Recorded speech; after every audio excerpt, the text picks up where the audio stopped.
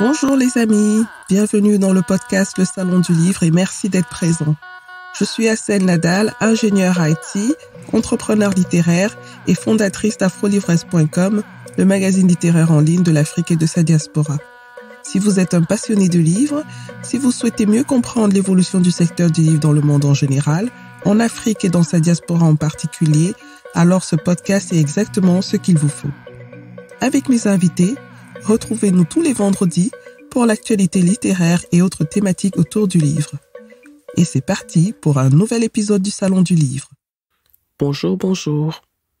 Avoir une passion peut être quelque chose de très exaltant. Décider d'en faire sa source de revenus principale l'est encore plus. C'est une aventure pleine de découvertes, avec ses hauts et ses bas. C'est ma passion pour les livres qui m'incite à créer un magazine littéraire en ligne. C'est encore elle qui m'a poussé à lancer ce podcast. La passion de mon invité d'aujourd'hui, c'est le voyage. Ruben Fils a toujours aimé voyager. Originaire d'Haïti, né et grandi à Paris, il décide il y a quelques années, après un licenciement économique, de faire un tour du monde tout seul. Brésil, Suède, Malte, Australie, Tunisie. Voilà quelques belles destinations que Rubens découvre lors de ce tour du monde. Dans son blog, Been Around the World, il partage ses expériences et des astuces pour les passionnés de voyage comme lui, ou pour ceux qui veulent se lancer dans cette aventure. Il a eu aussi envie de le faire dans un livre, et c'est comme ça que son premier livre, intitulé « Être noir et voyager », à quoi ressemble le voyage indépendant en tant que personne noire, publié en auto-édition, est né. Dans cet épisode, Rubens Fils partage ce cheminement de la passion au livre en passant par la création d'un blog. Il nous raconte aussi quelques anecdotes de ses différents voyages et donne des conseils pratiques à ceux qui veulent aussi tenter l'aventure. Bonne écoute.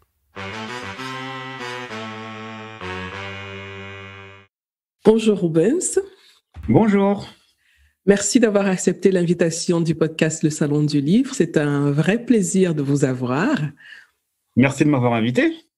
Surtout que nous allons parler de quelque chose que j'aime beaucoup, qui est le voyage. Et je suis curieuse de savoir ce que vous allez nous dire dans cet entretien. Vous êtes blogueur.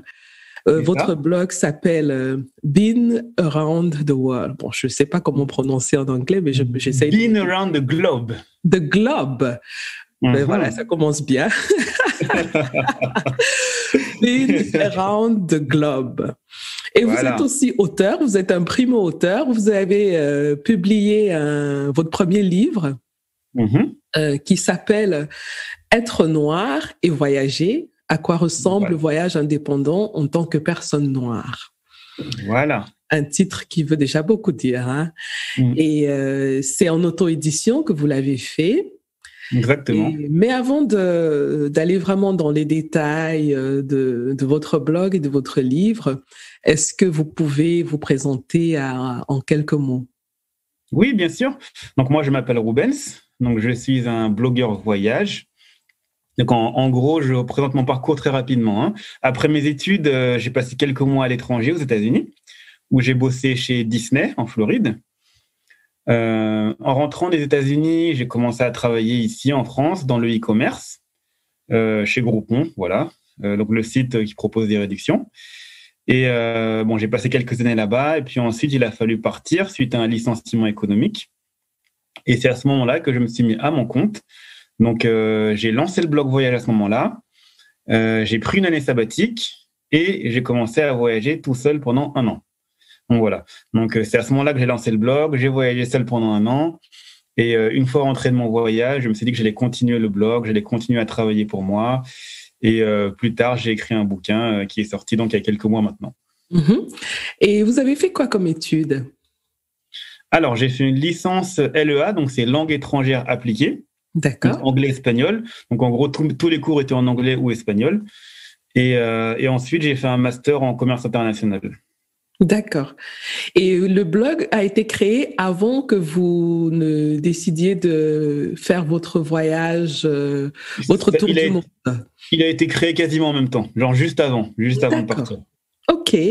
Alors, moi, ça m'intéresse de savoir comment vous avez préparé votre voyage du tour du monde. Est-ce que vous saviez déjà depuis un moment que vous alliez le faire, ou alors vous avez sauté sur l'opportunité entre guillemets que le licenciement économique vous a donné? Apporté. Oui. Alors en fait, ce qui s'est passé, c'est que j'y pensais depuis un bout de temps dans un coin de ma tête de faire un voyage un jour. Et en fait, le licenciement économique, ça a vraiment été le déclencheur. Je me suis dit, voilà, ils vont me donner un peu d'argent, je vais avoir du temps. Si je le fais, j'ai pas d'enfant. Si je le fais pas maintenant, je le ferai peut-être jamais. Donc, c'est vraiment à ce moment-là que je me suis dit, il faut le faire. Et là, je me suis motivé à le faire, en fait. Mm-hmm. Mais d'où vient votre passion pour le voyage déjà? Alors, on m'a souvent posé cette question et honnêtement, je sais pas vraiment à quel moment je me suis dit, ah, j'adore le voyage. D'aussi loin que je me souvienne, j'ai toujours aimé voyager. Alors, c'est vrai que je suis parti plusieurs fois avec l'école en classe de nature quand on est petit. Donc, peut-être que ça a joué. Peut-être, je sais pas. Après, il y a aussi le fait que quand j'étais plus jeune, je partais assez régulièrement voir ma famille avec mes parents. Donc, peut-être que ça a joué aussi. Vos parents, ils sont dans quel pays? Votre famille, ils sont dans quel pays? Alors, Ici en France, comme vous? ils sont, alors, mes parents, enfin, ma famille est ici, mais on est originaire d'Haïti. D'accord. Alors, vous êtes passionné pour le voyage, c'est une chose. Décider de partir pour 1 an autour du monde, c'en est une autre. Comment on prépare un tel voyage? Ah, c'est une préparation de plusieurs semaines, voire plusieurs mois, parce que on part pas comme ça, comme on part 3 jours en week-end. Il a fallu réfléchir à plein de choses. Où est-ce que je vais? L'itinéraire, combien de temps je pars, combien ça va me coûter, la sécurité, enfin toutes ces choses-là. Donc, il y a plein d'informations qu'on trouve sur Internet en ligne. Donc vraiment, Internet m'a beaucoup aidé aussi sur mon sac. Qu'est-ce que je dois amener avec moi? Et puis après, voilà, il a fallu se lancer.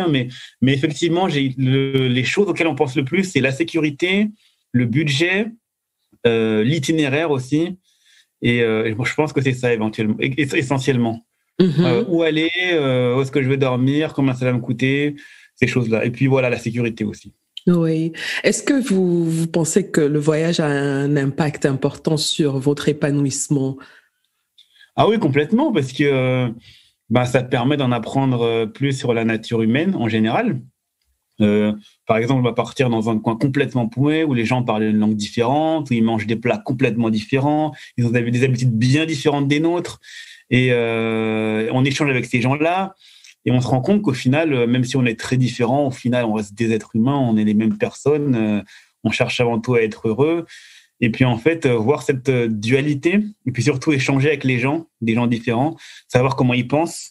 Moi, ça me permet ça contribue à mon épanouissement et ça me permet de grandir en tant que personne aussi. Et est-ce que vous pensez que ça peut apporter aussi un peu d'humilité et puis de remise en question sur soi, sur ses préjugés? Ah, complètement. C'est-à-dire que on peut avoir effectivement des préjugés sur des gens ou sur peu importe. Et puis on va sur place, on commence à échanger, on commence à discuter, on se rend compte que toutes nos idées sont remises en question en fait. Donc c'est vraiment intéressant. Et est-ce que vous avez des destinations préférées? Je suppose que oui. Alors, on va dire que j'ai pas vraiment un pays préféré ou une meilleure destination. Par contre, je peux vous dire qu'il y a plusieurs pays où j'étais très agréablement surpris.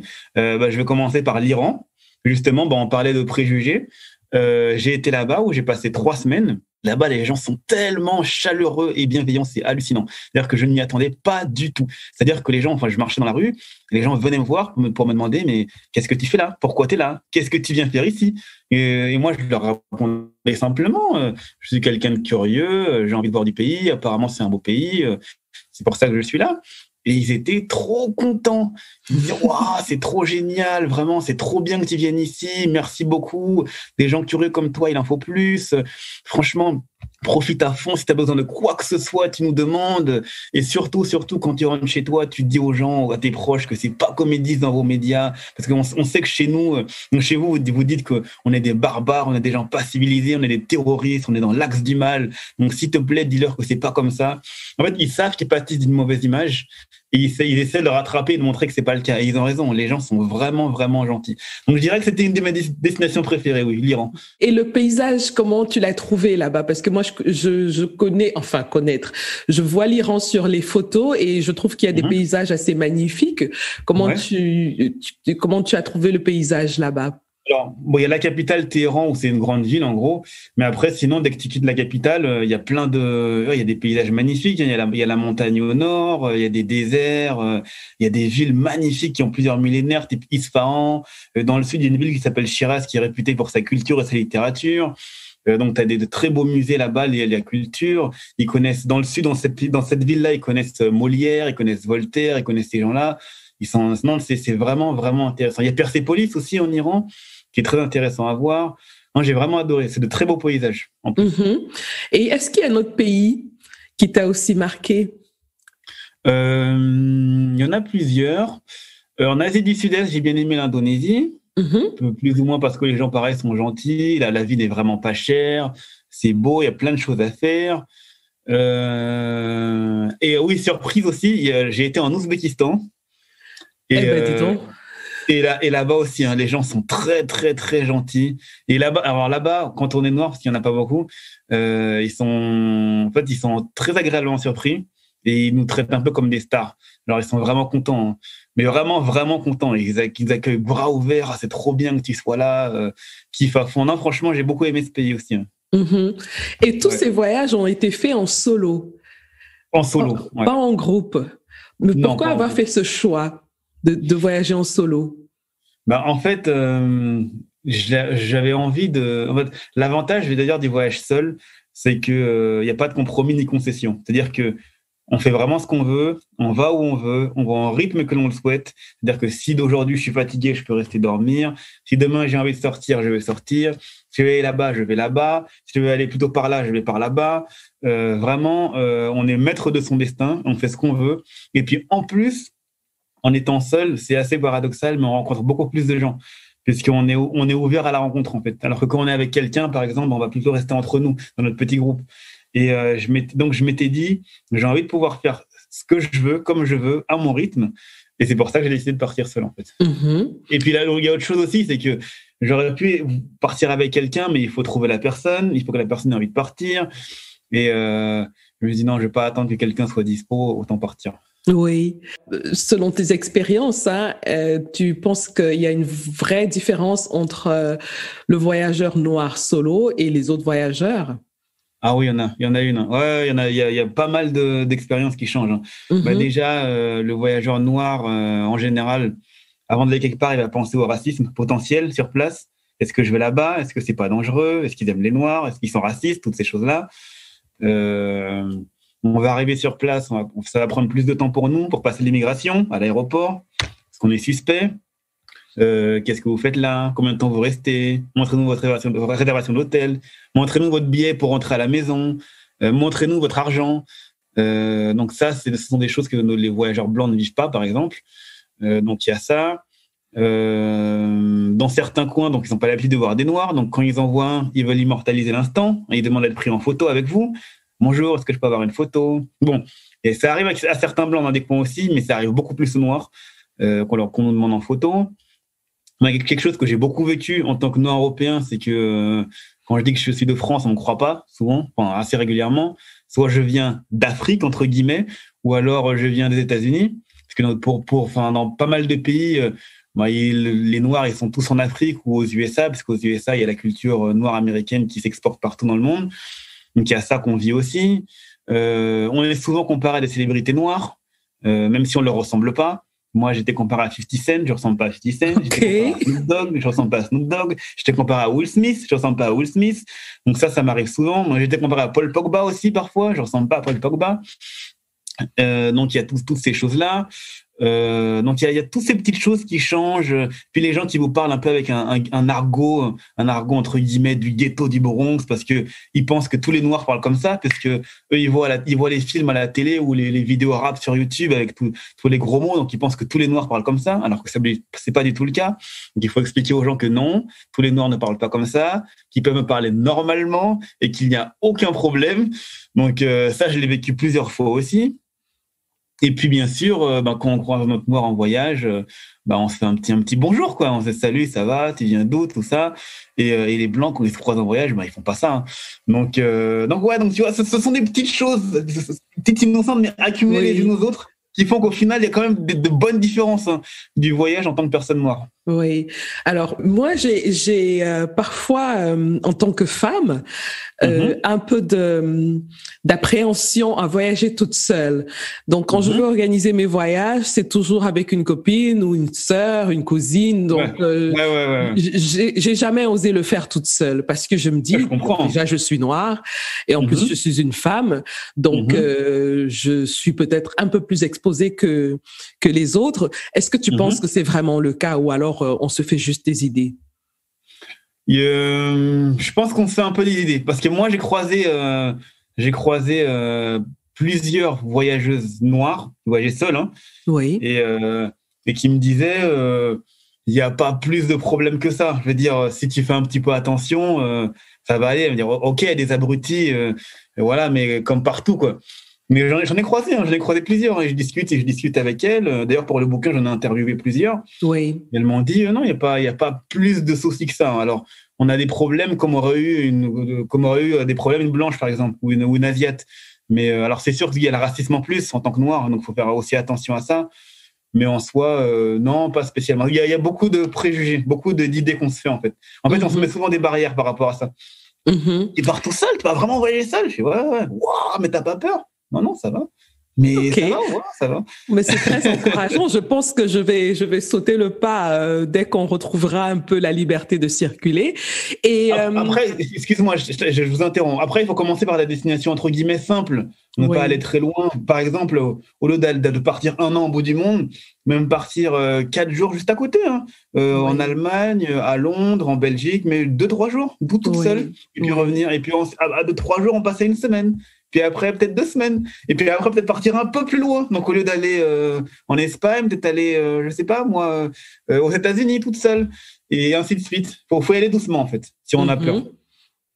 Et alors, ça, c'est le noir qui voyage en Occident. Dans l'autre sens aussi, le noir qui est de culture européenne, hein, et qui voyage en Afrique. Bon, c'est sûr que il n'est pas l'élément remarquable dans la rue, mais est-ce qu'il rencontre quand même des situations particulières? Est-ce qu'il a une expérience différente que s'il allait dans un pays occidental?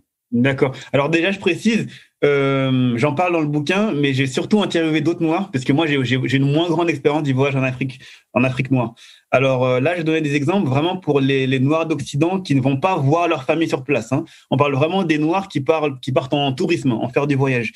Oui. Moi, de ce que j'ai compris, il y a une différence majeure déjà. Même si on a la même couleur de peau, on reste des étrangers, hein, on est des populations locales. Donc voilà, vous êtes d'Occident, vous n'êtes pas d'ici. Dans certains coins, on va dire dans des hôtels ou restos un peu chics, on va dire, les Noirs d'Occident vont être moins bien traités que nos confrères blancs. C'est triste à dire, hein, mais c'est comme ça, puisque le staff il part du principe qu'un Noir, même s'il arrive d'Occident, il a moins d'argent que le blanc. Donc, il ne mérite pas la même attention ou le même niveau de service que le blanc. Et ça, il y en a plusieurs qui me l'ont dit. Donc, il y a ça qui arrive. Et puis après aussi, bon, ça, c'est moins, on va dire, moins grave, hein. On va dire les populations locales qui vont vous demander est-ce que tu peux me donner tes chaussures, ta montre, tes vêtements, ton t-shirt, etc. ou même les plus audacieux, est-ce que je peux rentrer avec toi, tu vas au pays, quoi, enfin, en Occident, quoi. Carrément. Ouais, ça arrive plusieurs fois aussi. Et est-ce que tu as une petite anecdote ou une situation, je dirais, rocambolesque ou amusante que tu as vécue lors d'un de tes voyages? Ah oui, alors je vais vous dire, j'étais en Asie centrale, donc c'était Kyrgyzstan, tout ça. J'avais passé quelques jours, j'avais fait un petit trip à cheval. Et il y avait donc une population, j'étais avec une population locale, un petit groupe de villageois. J'ai passé quelques jours avec eux. Et j'arrivais à la fin du truc, ça a duré 3 ou 4 jours. Hein. Et vers la fin, tu as une femme, une des femmes du village qui vient me voir et qui me dit j'ai pas parlé, mais je t'ai beaucoup observé pendant que tu étais là. Et moi, je vois que tu es une personne bien. Donc, j'ai quelque chose à te demander. Je lui dis, ouais, qu'est-ce que tu as à me demander? Elle me dit, en fait, voilà, je t'explique. Hein. Moi, ma fille, elle a 23 ans. Elle n'est pas encore mariée. Toi, tu m'as dit tout à l'autre jour que tu n'étais pas marié non plus. Donc, voilà, quoi. Elle me dit, ouais, qu'est-ce que ça te dit voilà. Carrément. Ouais, vraiment. Non, ça m'est vraiment arrivé. Hein, je mens pas, ça m'est vraiment arrivé.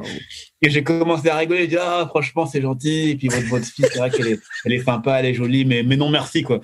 En gros, c'était ça. Mais vraiment, ça m'est vraiment arrivé. Incroyable. Ouais. Ah non, mais ça, c'est génial, quoi.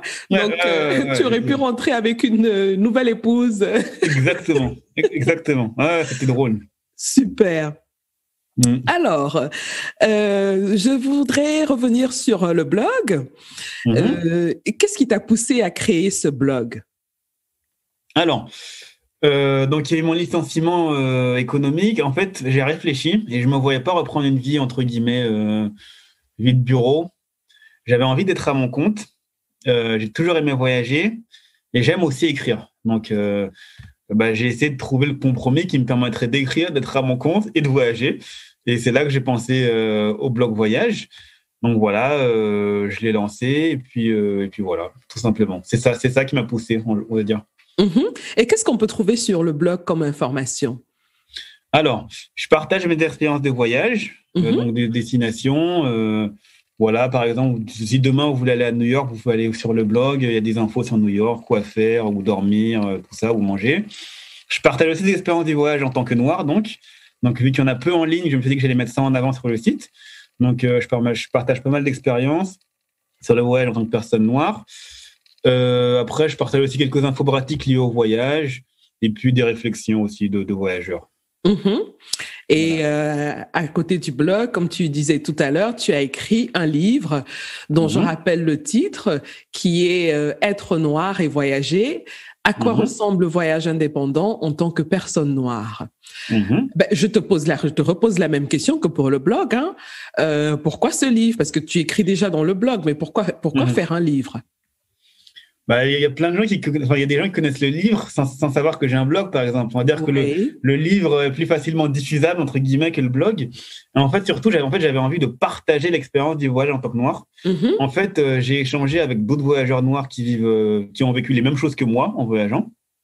Mais j'ai aussi échangé avec beaucoup de personnes qui ne sont pas noires et qui étaient constamment surprises quand je leur racontais ce que je vivais. Ils me disaient, bon, mais t'es arrivé ça? Ouais.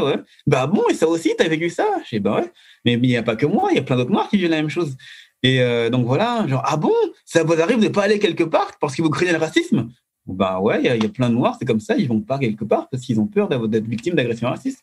Et en fait, je me suis dit à un moment, il va peut-être falloir que je compile toutes ces informations, toutes ces expériences du voyage en tant que noir et les compiler dans un livre plutôt que dans des articles de blog, en fait. Et puis le bouquin, ça me permet de développer plus longuement les idées que sur un article de blog. Oui. Et tu parles beaucoup de ceux qui ont voyagé, tu as fait des témoignages. Avec ce livre, j'ai découvert qu'il y a une vraie communauté du blogging sur le voyage en tant que noir que je ne connaissais pas avant. Est-ce que tu peux nous dire quelques mots sur cette communauté-là? Comment elle fonctionne? Dis-nous quelques mots dessus. Alors déjà, il faut savoir une chose, c'est que cette communauté de blogueurs voyage noirs, elle est essentiellement anglophone. D'accord. C'est-à-dire que quasiment tous mes entre guillemets copains, copines, blogueurs noirs sont quasiment tous soit des États-Unis, soit des UK, en Angleterre. En France, j'ai vraiment fouiné. À part 2 ou 3 blogueurs noirs, il y en a pas en fait. Et donc en gros, c'est tout simplement, j'ai commencé à des événements liés au blogging voyage. Et je me suis rendu compte qu'il y avait une communauté, entre guillemets, on appelle ça le Black Travel Movement, donc le mouvement des voyages noirs. Et en fait, on est tous ensemble et on se serre les coudes, parce que souvent, il y a des opportunités de voyage qui sont proposées aux blogueurs. On s'est rendu compte qu'on était souvent mis de côté, nous les Noirs. Donc, c'était les mêmes personnes, le même type de profil de blogueuses qui étaient prises, hein, jeunes, blondes, minces, jolies. Et que nous, même si on avait les chiffres et les arguments, quand je dis les chiffres, c'est-à-dire le lectorat, les abonnés réseaux sociaux, on était quand même mis de côté. Donc, du coup, il y a une sorte de mouvement qui se crée entre blogueurs noirs où on se serre les coudes et dès qu'on a des opportunités, on se les fait tourner. Et voilà, quoi. On va dire qu'on est solidaires et on avance tous ensemble. Oui. Alors, en lisant le livre, j'ai découvert l'existence de quelque chose qu'on appelle aux États-Unis le Sundown Town. Dans les années 20. Sundown. Oui. Sundown Town. Voilà. Est-ce que tu peux nous dire un peu plus ce que c'est? Alors, les Sundown Town n'existent plus maintenant, bien sûr. Hein. Elles existaient à l'époque. En fait, c'était des villes qui existaient à l'époque de Jim Crow, des lois Jim Crow. Les lois Jim Crow, c'était les lois qui légalisaient la ségrégation raciale. Hein. Et donc, à cette époque-là, il y avait les Sundown Town. C'était des villes, en fait, où les Noirs pouvaient y aller en journée, pouvaient travailler s'ils le souhaitaient. Par contre, une fois la nuit tombée, ils devaient impérativement partir et ne pas rester, ne pas dormir, ne pas vivre sur place. Et si un Noir avait le malheur de se retrouver dans une sundown town la nuit tombée, il pouvait se faire lyncher par la population en toute légalité, tout simplement. Et à la même période, il y a un guide qui a été publié sur les endroits que les Noirs pouvaient ou alors auquel ils pouvaient avoir accès et qui s'est appelé finalement le Green Book. C'est ça. Oui. Est-ce que tu peux nous expliquer ce que c'est que le Green Book? Voilà, effectivement. Alors en fait, c'est simple. À l'époque donc, de ces lois Jim Crow où la ségrégation raciale a été légale, en fait, le problème des Noirs, c'est qu'ils voulaient partir en vacances ou en congé, peu importe, quelque part, mais ils ne savaient jamais comment ils seraient accueillis à la destination une fois sur place. Donc, ils ne savaient pas s'ils seraient accueillis les bras ouverts, ils ne savaient pas s'ils se feraient lyncher, ils ne savaient pas si ça allait bien se passer, si ça allait mal se passer. En fait, c'était très aléatoire. Et ils ne savaient vraiment pas comment ça allait se faire. Donc, du coup, les Noirs, ce qu'ils faisaient, au lieu de partir en vacances pendant leur congé, ils préféraient rester chez eux. Et donc, il y a un postier qui s'appelle Victor Hugo Green, qui en a eu marre. Il s'est dit, je vais écrire un guide, donc le Green Book, qui va permettre aux Noirs de savoir où ils peuvent aller tranquillement, sans aucun souci, où il ne faut surtout pas aller. Et donc, ce qu'il a fait, il a créé un guide, comme un guide Michelin, un guide du routard. Et dans ce guide, il y avait les restaurants qui accueillent les Noirs, les hôtels, toutes ces choses-là, les garagistes qui acceptent les Noirs, enfin, tout plein d'établissements où les Noirs pouvaient aller tranquillement en toute sécurité. Donc, ce guide, il sortait tous les ans il était mis à jour. Et en fait, c'était un peu à l'époque la Bible du voyageur noir. Donc, eux, les Noirs, ils allaient dans les endroits cités dans le guide. Et puis, si vous voulez aller quelque part et que l'endroit en question n'était pas dans le guide, ils n'y allaient pas pour ne pas prendre de risques. Ça, c'est une très, très belle information que j'ai eue dans le livre. Donc, je recommande le livre d'ailleurs. Donc, ceux qui voudraient l'avoir, ils peuvent commander en ligne ou aller sur ton blog. Et voilà, il y a tous les liens, tous les accès pour commander le livre. Voilà, juste je précise que pour le bouquin, donc vous pouvez le trouver un peu partout maintenant. Parce qu'en fait, avant, il était disponible uniquement sur Amazon. Donc maintenant, vous le trouvez non seulement sur Amazon, mais en plus sur toutes les librairies en ligne, la Fnac.com, etc., etc. Et en plus, vous pouvez aussi le commander en librairie. Donc vous pouvez aller en librairie. S'ils ne l'ont pas directement sur place, vous pouvez le commander. Il n'y a pas de souci. Ils peuvent le commander. Ils l'auront d'ici quelques jours plus tard chez eux. Voilà. D'accord. J'aimerais un peu parler de ton processus d'écriture aussi. Alors, c'est ton premier livre. C'est le premier. Voilà. Avec tout ce que ça comporte comme difficulté. Ouais. Voilà. En tant que primo-auteur, quelles sont les difficultés que tu as rencontrées, que ce soit dans l'écriture ou dans la publication même du livre? Alors, déjà, ce que j'ai fait, moi, quand j'ai commencé à penser à faire le bouquin, j'ai commencé à faire un plan dans ma tête. Et je me suis dit, je vais développer des idées principales. Donc, ce que je dis, les prises de photos, la peur du racisme, le voyage en tant que femme noire, etc., etc. Donc, je savais déjà de quoi j'allais parler. Et même si je savais de quoi j'allais parler, il y avait des jours où j'avais vraiment le syndrome de la feuille blanche. Mais vraiment, c'est-à-dire qu'il y avait des jours où j'avais envie d'écrire, j'avais cette envie d'écrire, mais il y a rien qui sortait. Et ça a été un problème parce que c'est arrivé plus d'une fois. Hein. Et je pense que on en entend parler de ce syndrome-là, mais ça nous parle un peu de loin, on sait pas trop. Et moi, je l'ai vraiment vécu. Il y avait des jours où ça devenait pas. Oui. Donc ça a été des difficultés. C'était une bonne difficulté. Il y a des jours où ça avançait vraiment bien. Il y a des jours où ça n'avançait vraiment pas. Et il faut essayer de passer outre. Moi, à chaque fois, je me disais, voilà, j'ai déjà écrit tant de pages, je peux pas m'arrêter maintenant. J'ai déjà écrit 50 pages, 80 pages, 100 pages. Je peux pas abandonner. J'ai commencé. Il faut que je finisse. Mais c'est vrai que ce syndrome, il m'a frappé plus d'une fois. Hein. Donc ça a été compliqué. Après, pour la publication du bouquin, ça n'a pas été si difficile que ça. Hein. Au début, comme je disais, il était disponible sur Amazon. Donc, mettre un bouquin en vente sur Amazon, c'est vraiment facile. Oui. Et donc ça, j'ai pas eu de complications. Après, j'ai voulu un peu le rendre disponible un peu partout, puisque y a des gens qui n'aiment pas Amazon, et puis même c'est plus simple pour des gens de l'acheter ailleurs, la Fnac ou même en librairie. Et ça non plus, ça n'a pas été difficile. Il y a des sites internet qui permettent de faire ça sans grande difficulté. Oui. Et quel type de lecteur achète ton livre ? Alors, j'ai été un peu, comment dire, je savais pas trop ce que ça allait donner, parce que au début, je m'étais dit peut-être que quand on voit le titre Être noir et voyager, pour une personne blanche, elle va se dire c'est pas pour moi, elle va pas acheter. Alors que, au contraire, non, pas du tout. Il y a beaucoup de noirs qui ont acheté, mais il y a aussi beaucoup de blancs qui ont acheté. Des blancs, des asiatiques, tout ça. Donc, il y a vraiment beaucoup de gens qui ont acheté, et tout profil, hein. Jeunes, vieux, blancs, noirs, asiatiques ou autres, t'as vraiment un peu de tout. Et j'étais agréablement surpris. Donc, il y a un peu de tout, en fait. Hein. Alors après, sur Internet, il y a eu des gens, j'ai vu, hein, qui disaient « Mais c'est quoi ce titre ? Qu'est-ce que ça veut dire ? C'est n'importe quoi. » Mais bon, je m'en fiche, ça, je calcule pas. Oui. Et ceux qui l'ont lu, quel est le retour que tu as jusqu'à présent ? Alors, on va dire que les Blancs qui ont lu le bouquin, ils m'ont souvent dit, mais vraiment souvent dit, qu'ils avaient beaucoup appris en lisant le livre. Mais vraiment, ça, je ne savais pas. Toi, tu as vécu ça? J'ai dit oui, les Noirs, ils traversent ça. Ouais, waouh, c'est super intéressant, c'est fascinant. Ça m'a vraiment ouvert les yeux. Donc, il y a eu ça. Pour les Noirs qui ont lu le livre, ils se sont beaucoup reconnus dans des situations. Ah ouais, ça aussi, j'ai eu ça. Ah ouais, ça aussi, ça m'est arrivé. Ah ouais, ça m'est arrivé. Ça m'arrive. Souvent, on m'a dit ça. Donc, ça veut dire que, bon, voilà, a priori, ce que je dis, il n'y a pas que des bêtises que je dis dans le bouquin. Après, pour le défaut qu'on m'a souvent ressorti dans le bouquin, et bon, on va dire que c'est mon premier. Hein. On m'a dit qu'il y avait souvent des répétitions. Il y a des idées que je répète plusieurs fois dans le bouquin. Et on m'a dit, c'est dommage, ça casse un peu le rythme parfois. Mais on a l'impression que tu as vraiment envie de faire passer ton idée et qu'on la comprenne et qu'on l'enregistre.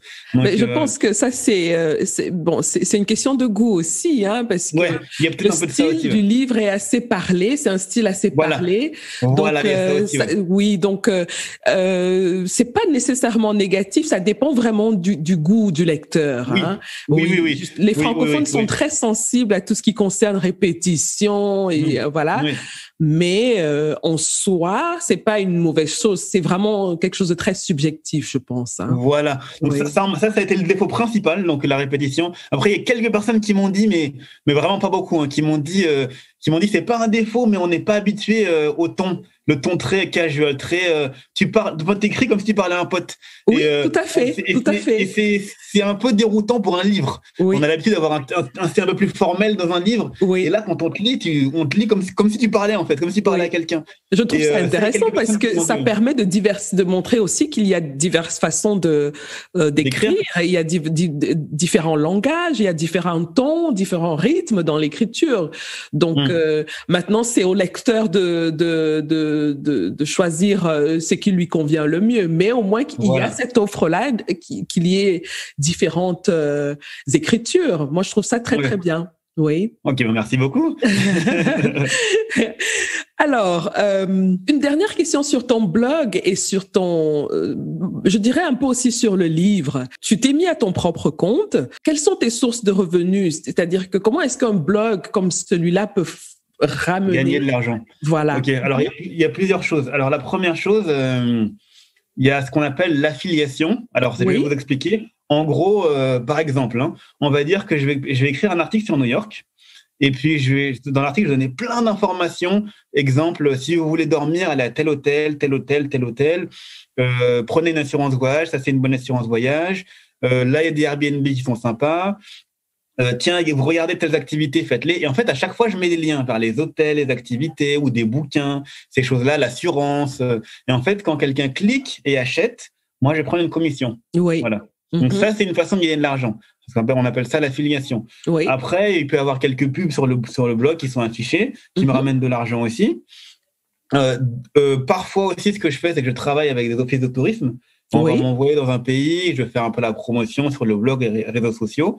Donc, par exemple, avant le Covid, je suis allé à l'île Maurice, genre peu de temps avant le... Donc là, par exemple, je n'ai rien payé. Donc, vraiment, donc, ils m'ont payé le vol aller-retour, même sur place, les nuits d'hôtel. Et moi, j'ai été payé aussi. Et moi, en échange, par contre, je vais aller poster sur Facebook, sur Instagram, tout ça. Donc, ça, c'est une source de revenus. Et puis, avec le blog aussi, je fais un peu de rédaction en freelance. Donc, je fais un peu de rédaction pour d'autres sites internet, tourisme, voyage, et je fais aussi de la traduction d'anglais au français, aussi pour des sites liés au tourisme et au voyage. Donc, l'un dans l'autre avec tout ça, plus le livre maintenant, ça fait que j'arrive à m'en sortir financièrement. Oui, je trouve ça très intéressant d'en parler parce que il y a peut-être des gens qui nous écoutent, qui ont des passions aussi, mais qui se disent que, bon, c'est juste une passion, mais qu'est-ce que je vais en faire? Donc, avoir des exemples comme le tien peut encourager certaines personnes à se lancer aussi dans leur domaine respectif. Hein? Oui. Alors, on est bientôt arrivé à la fin de notre échange. Ça va très, très vite. Hein? Ah, déjà, c'est passé vite. Hein? Oui. Alors, le domaine du voyage, il est assez particulier en cette période parce que on a la pandémie qui frappe très fort et c'est l'un des secteurs qui est violemment touché par cette pandémie. Toi qui es dans ce domaine-là, comment tu fais pour t'adapter? Parce que ça ne doit pas être facile. Non, c'était pas facile. Les premiers mois, mars-avril surtout, l'année dernière, ça a été très compliqué. Parce que le business, en gros, il s'est écroulé avec le Covid. Oui. En fait, c'est à cette période-là que j'ai vraiment boosté le bouquin. Il n'était pas encore sorti. Donc, je me suis dit, il faut absolument que je trouve d'autres façons de gagner de l'argent. Donc, là, c'est vraiment là que j'ai vraiment mis l'accent sur le bouquin pour le sortir. Là, il est sorti, il m'a ramené un peu de sous, c'est cool. Aussi, j'ai vraiment multiplié la rédaction en freelance parce que j'en faisais moins avant. Donc là, j'en fais beaucoup plus. Donc, ça me permet un peu de m'en sortir dans la rédaction et la traduction. Donc, il y a ça. Et puis là, ça commence à repartir un peu doucement, même si ça reste un peu compliqué. Et puis, j'ai un projet, on va dire que c'est sans projet, mais j'espère le faire, organiser des voyages de groupe sur le continent africain. Donc voilà. Donc ça, normalement, c'est pour la fin de l'année, cette année-là. Donc ça va me ramener un peu de sous aussi. Et si tu avais 3 conseils simples et pratiques qu'un auditeur peut appliquer maintenant pour préparer son prochain voyage lorsque les choses reviendront à la normale, quels seraient ces conseils? Des choses très, très simples. Hein. La première, vraiment très simple, tout le monde peut le faire. Apprendre quelques mots de la langue du pays où on va. Mais très simple, hein. Bonjour, merci, au revoir, même pas plus. Hein. Et vous allez voir que ça brise la glace. Et les locaux seront heureux de vous voir que vous faites l'effort de parler leur langue. Donc déjà, il y a ça. Ensuite, faites toujours des photocopies de vos documents, carte d'identité, passeport, photocopies papier et même numérique, hein, parce que vraiment, il y a beaucoup plus de gens qu'on ne le croit qui perdent ces documents-là. Donc, si vous les perdez, que vous n'avez pas de copie, c'est très embêtant. Donc, faites des photocopies, vous en gardez sur vous en gardez sur votre ordinateur ou dans vos mails. Donc, voilà. Et puis ensuite, troisième conseil, je dirais prenez les renseignements nécessaires sur le pays où vous allez, donc l'argent qu'ils utilisent, donc la devise, est-ce qu'il faut un adaptateur électronique ou pas, est-ce qu'il y a des vaccins à faire ou pas, la sécurité sur place, les mœurs locales, on va dire, voilà quoi, des infos de base pour savoir où vous mettez les pieds en fait. Donc voilà.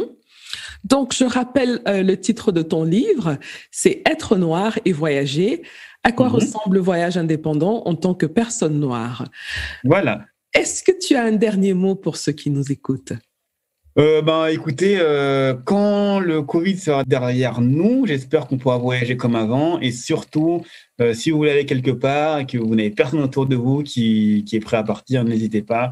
Le monde n'est pas si dangereux que ça. Les gens ne sont pas si racistes que ça. Tout va bien se passer. Moi, je suis noir, j'ai voyagé seul pendant 1 an, j'ai pas eu de soucis. Donc, si moi je l'ai fait, honnêtement, vous pouvez le faire.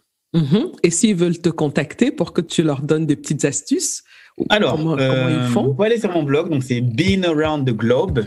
Là-dessus, il y a mon mail. Il y a les réseaux sociaux, donc Facebook, Been Around the Globe, Instagram, Been Around the Globe, Twitter, Been Around the Globe. Voilà, quoi, même par mail. Ruben, c'est mon prénom, @beenaroundtheglobe.com. Donc voilà, moi, je suis là, je suis dispo. Vous pouvez me contacter. Très bien. Merci, Rubens. Merci beaucoup pour l'invitation. J'espère que tu produiras un autre livre bientôt et que tu reviendras. En tout cas, on t'accueillera avec plaisir sur le podcast. Très gentil, merci. Merci beaucoup. Merci. Voilà les amis, c'est terminé pour aujourd'hui. Merci d'avoir écouté jusqu'au bout. Si vous avez aimé cet épisode, je vous serais vraiment reconnaissante de vous abonner au podcast pour être notifié de la publication des prochains épisodes. Vous pouvez aussi partager l'épisode, y laisser un commentaire ou le noter avec 5 étoiles. Vous pouvez poser vos questions par WhatsApp en envoyant un message au numéro +237 6 80 81 54 24. À bientôt les amis.